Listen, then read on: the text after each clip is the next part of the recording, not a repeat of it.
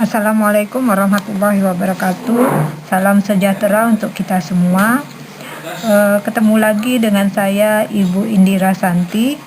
Ibu berdoa semoga kita semua dalam keadaan sehat walafiat. Baik, pada kesempatan kali ini kita akan belajar tentang statistika. Pelajaran ini diberikan di kelas 11 semester 2 di SMK Negeri 2 Pekanbaru.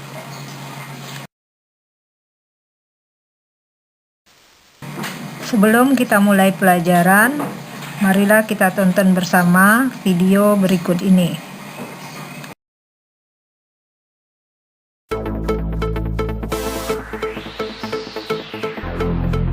Saudara sekalian, pada tahapan yang terakhir saya akan menyampaikan update terkait dengan kasus konfirmasi positif yang sudah kita dapatkan di hari ini dari kajian data yang kita catat sejak tanggal 23 Maret pukul 12 sampai dengan hari ini 24 Maret pukul 12.00 waktu Indonesia bagian Barat. Ada penambahan kasus baru konfirmasi positif sebanyak 107 kasus. Sehingga total saat ini adalah 686 kasus positif. Ini adalah angka akumulasi sejak dari awal kita melakukan pemeriksaan. Kemudian ada penambahan juga, tidak ada penambahan kasus yang sembuh, masih tetap sama datanya 30, tetapi ada beberapa yang sudah sekali diperiksa spesimennya negatif, kita akan tunggu besok. Kalau pemeriksaan yang kedua negatif berarti sembuh. Kemudian ada penambahan kasus meninggal sebanyak 7 orang, sehingga total kasus meninggal adalah 55 orang. Sehingga update pada posisi 24 Maret 2020 pada pukul 12.00 sebagai berikut: kasus kumulatif positif sebanyak 686, kemudian kumulatif pasien sembuh sebanyak 30 orang, dan kumulatif kematian sebanyak 55 orang. Demikian informasi yang sampaikan untuk hari ini. Nah anak-anak, setelah kita amati video tadi, terlihat bahwa pemaparan informasi tentang virus COVID-19 disajikan pada sebuah tabel. Lalu ini kenapa? Ya, agar kita mudah memahaminya. Dan inilah yang merupakan bagian dari pelajaran statistik yang akan kita pelajari hari ini. Lalu, apakah statistika itu? Statistika adalah ilmu yang mempelajari cara pengumpulan data, penyajian data, pengolahan data, sampai dengan penarikan kesimpulan. Kemudian, apakah yang dimaksud dengan data? Data adalah sejumlah informasi yang dapat memberikan suatu gambaran tentang suatu kejadian ataupun suatu masalah. Lalu, bagaimanakah cara menyajikan data? Pada kesempatan kali ini, kita akan belajar bagaimana cara menyajikan data dalam 3 bentuk. Bentuk yang pertama, data kita sajikan dalam bentuk diagram batang. Yang kedua, bentuk diagram garis. Dan yang ketiga, data kita sajikan dalam bentuk diagram lingkaran. Cara menyajikan data dengan diagram batang. Perhatikan contoh berikut ini. Diberikan tabel yang menyatakan data mengenai jenis dan jumlah pelanggaran kedisiplinan siswa di SMA X pada tahun 2020. Tampak pada tabel, jenis pelanggaran adalah kehadiran, jumlah pelanggaran 80, kerapian, jumlah pelanggaran 60, ketertiban, jumlah pelanggarannya 40, administrasi, jumlah pelanggarannya ada 20. Maka total jumlah pelanggaran dilakukan adalah 200 pelanggaran. Nah, Sekarang kita buat data berikut ke dalam bentuk diagram batang. Perhatikan, cara penyelesaiannya adalah kita buat dulu koordinat kartesiusnya, sumbu X dan sumbu Y. Maka kemudian yang kedua kita buat jenis pelanggarannya pada sumbu X, yaitu kehadiran, kerapian, ketertiban, administrasi.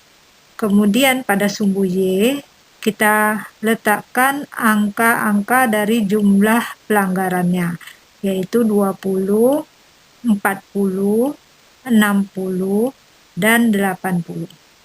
Nah, sesuai dengan tabel, maka kita letakkan diagram batangnya.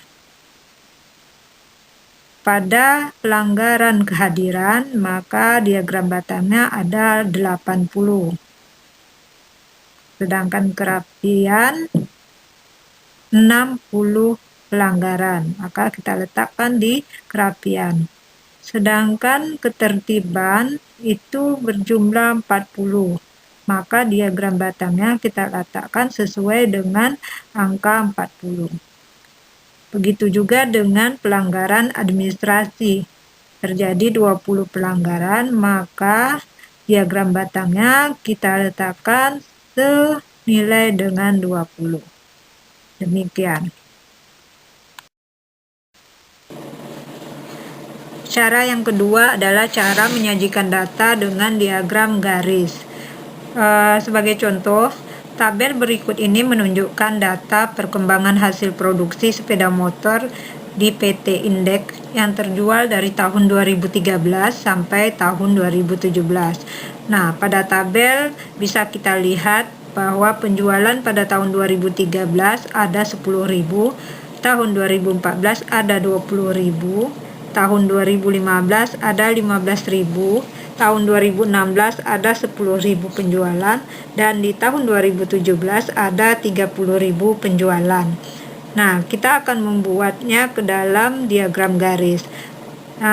Penyelesaiannya sama seperti pada diagram batang. Kita menggunakan koordinat kartesius. Langkah pertama kita meletakkan tahunnya di sumbu X, kemudian penjualannya pada sumbu Y.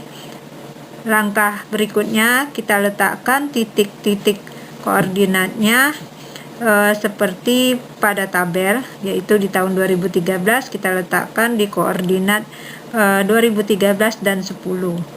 Di 2014 juga di koordinat 2014 dan 20.000.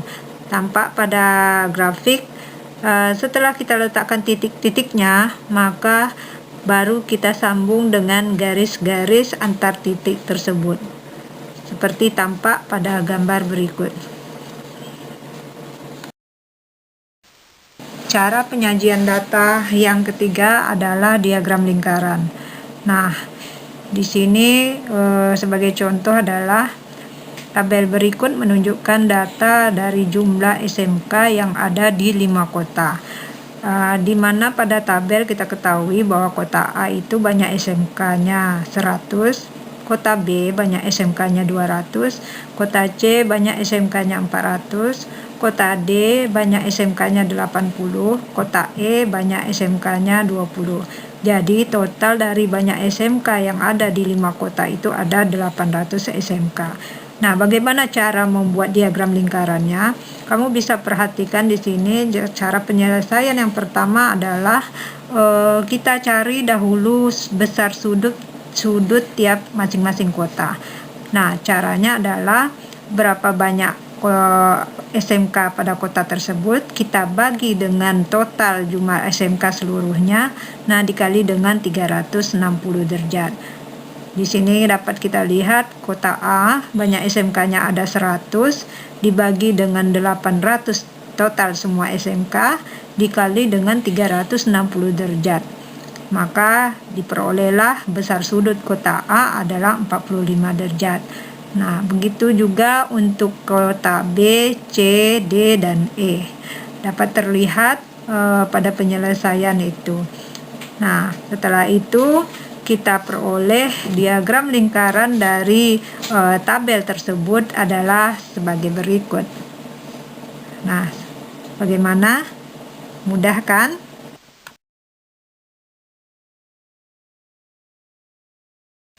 Demikianlah pelajaran kita hari ini. Ibu berharap semuanya bisa paham, dan saya akhiri dengan wassalamualaikum warahmatullahi wabarakatuh.